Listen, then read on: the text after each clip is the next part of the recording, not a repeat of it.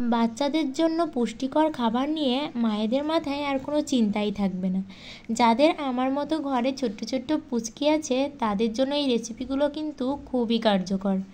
আর এই খাবারগুলোর মাধ্যমে আপনার বাচ্চা পুষ্টিও পাবে, আবার কিন্তু একটা জলখাবারও তাকে দেওয়া হয়ে যাবে, আবার বাচ্চার খাবারের চাহিদাও বাড়বে। কারণ বাচ্চা যখন একটু বড় হয় তখন শুধু পুষ্টির কথা চিন্তা করলেই হয় না, খাবারটা কিন্তু মুখরোচকও বানাতে হয়। কারণ বাচ্চা বড় হয়ে গেলে সে খাবারের স্বাদ বুঝে যায়।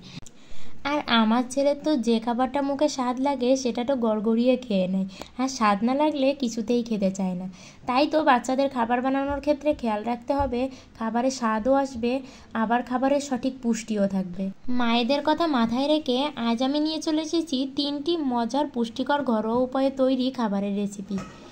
তাই বলবো ভিডিওটি না টেনে শেষ পর্যন্ত দেখবেন। শুরুতেই আমি শেয়ার করব এখানে প্যানকেক রেসিপি। আর প্যানকেক কিন্তু একটা ভীষণই হেলদি খাবার।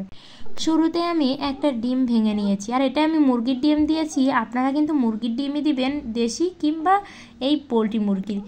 হাঁসের ডিম দিবেন না, তাহলে প্যানকেক কিন্তু একদমই ভালো হবে না। ডিমের ভিতর আমি চিনি দিয়ে ভালো করে গুলিয়ে নিয়ে যখন দেখলাম যে চিনিটা ভালো গুলে গিয়েছে, তখন আমি একে একে করে এর ভিতরে অল্প পরিমাণে ময়দা অ্যাড করব। একসাথে ময়দা একদমই অ্যাড করবেন না। তারপরে আমি দেব অল্প পরিমাণে লবণ, আর দিয়ে দেব এখানে সাদা তেল দিয়ে আমি ভালো করে এটাকে ফেটিয়ে নেব।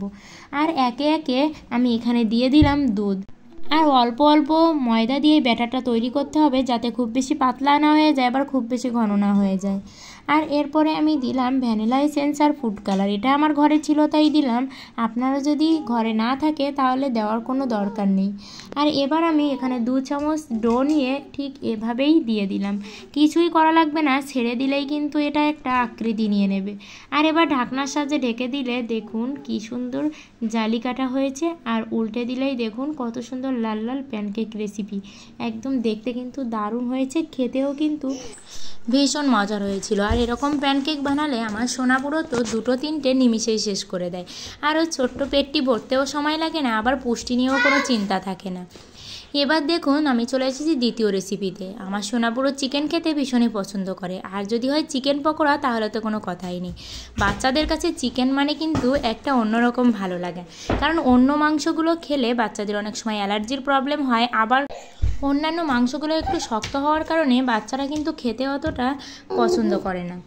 তাই তো আমি এখানে চিকেন নিয়ে নিয়েছি, আর তার আবদার যে সে চিকেন পকোড়া খাবে। এখানে আমি চিকেনটাকে এরকম ছোট ছোট আকারে কেটে নিয়ে এর ভিতরে পেঁয়াজ বাটা, রসুন বাটা, জিরা বাটা, আদা বাটা, আর দিয়ে দিলাম শুকনো লঙ্কা বাটা, আর তার ভিতরে দিয়ে দিলাম লবণ আর হলুদ, আর সাথে দিয়ে দিচ্ছি টমেটো সস। টমেটো সস দিলেও কিন্তু এটা খেতে ভীষণই মজার লাগবে।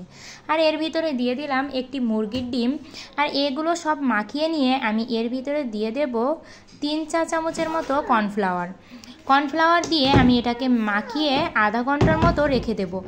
তাহলে চিকেনের ভিতরে খুব ভালো করে মশলাগুলো ঢুকে যাবে।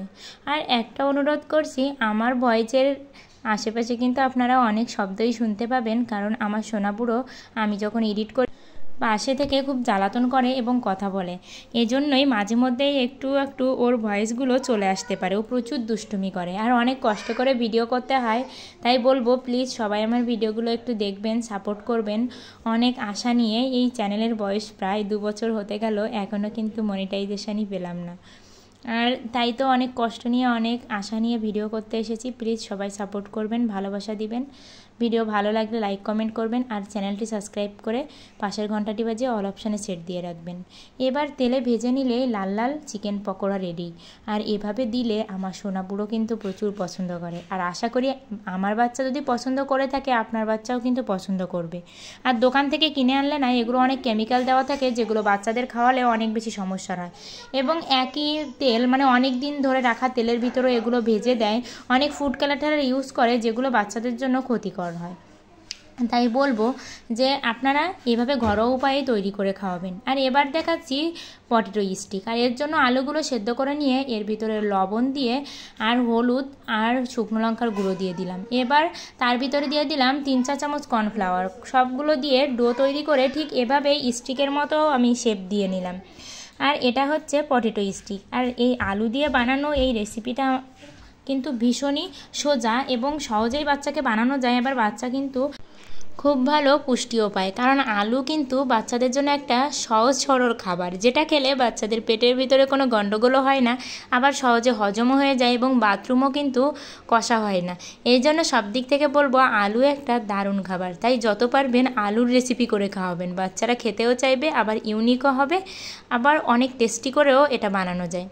আর এভাবেই কিন্তু আমি স্টিকগুলো একসাথে অনেকগুলো দিয়ে ফেলেছিলাম, এজন্য স্টিকগুলো কিন্তু সোজা না থেকে বাঁকা স্টিক হয়ে গেছে। আপনারা অল্প অল্প করেই ভেজে নেবেন, আর যদি আপনাদের প্যান থাকে তাহলে তো কোনো কথাই নেই, প্যানে সোজা সোজা করেই এগুলো ভেজে নেবেন। দেখুন কতটা সুন্দর হয়েছে। তাহলে আজকের ভিডিওটা এ পর্যন্ত। সবাই ভালো থাকবেন, সুস্থ থাকবেন, আমাকে ভালোবাসা দিয়ে সাপোর্ট করবেন।